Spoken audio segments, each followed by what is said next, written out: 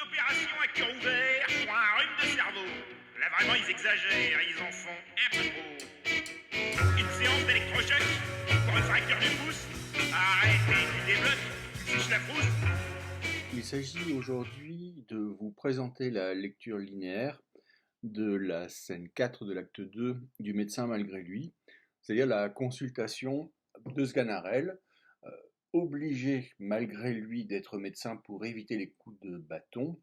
Il se retrouve chez Géronte pour soigner sa fille, Lucinde, qui feint d'être muette pour échapper au mariage, et l'on retrouve là un des topos molièresques, à savoir la question du mariage forcé et de l'absence de choix pour les jeunes gens, qu'ils soient femmes ou hommes, de pouvoir être libres dans le choix de l'époux ou de l'épouse. Cette consultation est un spectacle, nous allons le voir, c'est un spectacle farcesque, comique, avec néanmoins derrière une visée critique.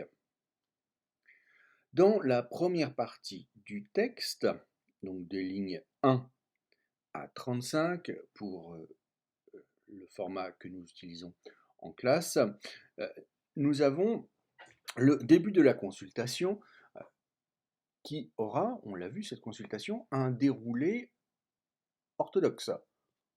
Interrogation, simulacre d'auscultation, diagnostic, explication, prescription du remède. Dès le début donc de cette consultation, de cette scène, nous voyons que c'est le spectacle qui s'organise lorsque Géronte dit « Allons un siège ». Qu'est-ce que cela signifie? Ça signifie que c'est une consultation publique. Observe Valère, Géronte, Lucas, Jacqueline, et bien sûr la patiente, Lucinde, et le médecin Sganarelle. Donc dans cette notion de siège, on a bien l'idée d'un spectacle qui se mit en place, avec un effet miroir, parce que le spectateur sur son siège regarde des personnages assis qui regardent un spectacle. La consultation devient un spectacle. Vous aurez bien sûr là reconnu la fameuse mise en abîme. Le début aussi est critique. Quand Sganarelle dit « il ne faut pas qu'elle meure sans l'ordonnance du médecin », on voit là la critique de la volonté de toute puissance des médecins qui, par cette remarque, ont même l'outrecuidance de penser qu'ils peuvent maîtriser la mort. La petite référence au rire. Vous l'avez fait rire, monsieur, tant mieux. Lorsque le médecin fait rire le malade, c'est le meilleur signe du monde. Peut être compris comme une référence à un médecin qui, pour le coup, était l'antithèse des Diafoirus, c'est-à-dire de ces mauvais médecins, c'est Rabelais. Rabelais qui, travaillant à l'Hôtel-Dieu, s'occupait des dépressifs, à l'époque on appelait ça les mélancoliques, et qui passait énormément de temps à faire rire les malades, suivant en cela les principes de Démocrite Junior, un des premiers médecins qui voyait dans le rire justement un antidote à la mélancolie. Le spectacle continue puisque Lucinde feint d'être muette, ne parle que par onomatopée qui pourrait évoquer l'âne qui brée. Les didascalies nous montrent en plus que ces sons sont accompagnés d'une gestuelle comique, et que cette gestuelle comique, par un effet de miroir, est reprise par Sganarelle. La didascalie est très claire, Sganarelle la contrefaisant. La fin de l'interrogation nous plonge directement dans le monde de la farce, avec la référence bien sûr à la scatologie. Va-t-elle où vous savez? Oui. Copieusement, la matière est-elle louable? On a donc là, bien sûr, tout l'aspect scatologique de la farce molièresque lorsqu'il s'agit de traiter de la question du médecin. La suite, avec le diagnostic, montre tout l'embarras de Sganarelle qui fonctionne dans un premier temps par tautologie. Elle est muette. Pourquoi est-elle muette? Elle a perdu la parole. En fait, les explications n'expliquent rien du tout. Elles reprennent ce qui a été dit. C'est ce qu'on appelle la tautologie, expliquer une chose par elle-même. Et cette tautologie, elle est encore plus présente quand il s'agit de parler de l'humeur pécante, c'est-à-dire une humeur pécheresse, une humeur qui est mauvaise, où Sganarelle explique l'humeur pécante en disant qu'elle est pécante. Cette partie de cette scène, de ce spectacle, maintenant montre Sganarelle en difficulté. Mais comment va-t-il s'en sortir? On sait qu'il a fait un tout petit peu de latin, et on sait qu'il a servi un médecin, ce qui fait qu'il a des rudiments de grammaire latine et des rudiments de vocabulaire médical. À partir du moment où il se sent en difficulté, il demande à l'auditoire si ils comprennent le latin. À la réponse négative, on voit que Sganarelle est fort soulagé. Dans la mise en scène de Jean Meyer, c'est explicite. Et donc, du coup,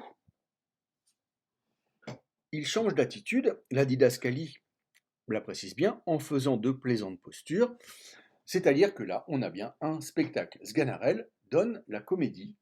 Il est un bûcheron qui joue au médecin. On retrouve donc, bien sûr, la mise en abîme. Les mots latins ne veulent strictement rien dire. Ce sont simplement des bribes de leçons qui reviennent en mémoire à Sganarelle, mais qui n'ont strictement aucun rapport avec la maladie. Tout ce discours, évidemment, est comique, mais il y a derrière là une visée critique, à savoir que Molière conspuait les médecins qui utilisaient un vocabulaire savant, voire latin, pour simplement dissimuler leur ignorance. C'est ce que Béralde, dans le Malade imaginaire, appellera un pompeux galimatia. Toute cette partie d'explication, se joue évidemment avec le corps, avec le geste.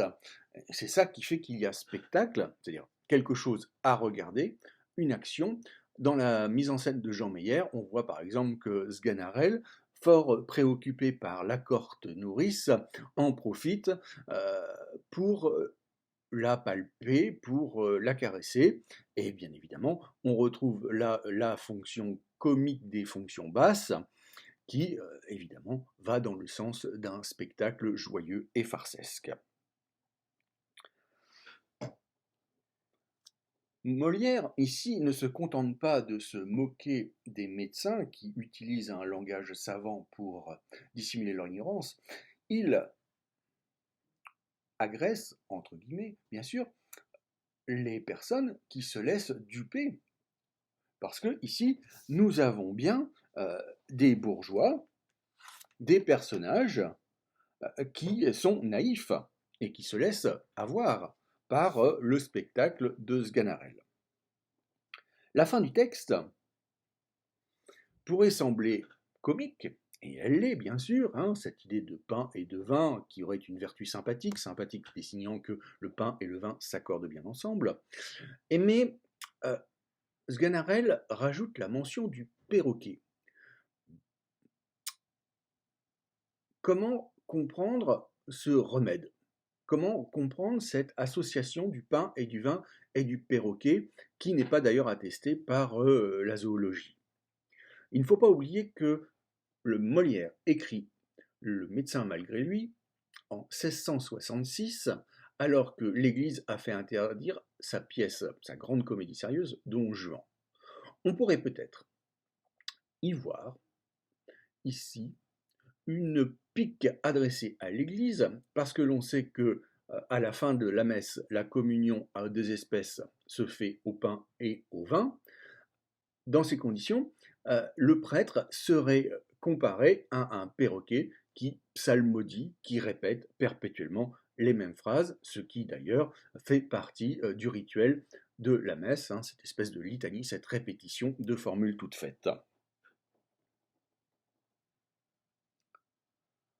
Pour terminer, on pourrait dire que c'est une scène spectaculaire, c'est une scène comique qui n'existe que par un choix de mise en scène farcesque, que nous montre bien le travail de Jean Meyer avec Jean Richard, mais c'est aussi une critique de la médecine et un éloge du théâtre, puisque en jouant un personnage, Lucinde en jouant la muette et Sganarelle en jouant le médecin vont réussir à résoudre leurs problèmes. Je vous remercie.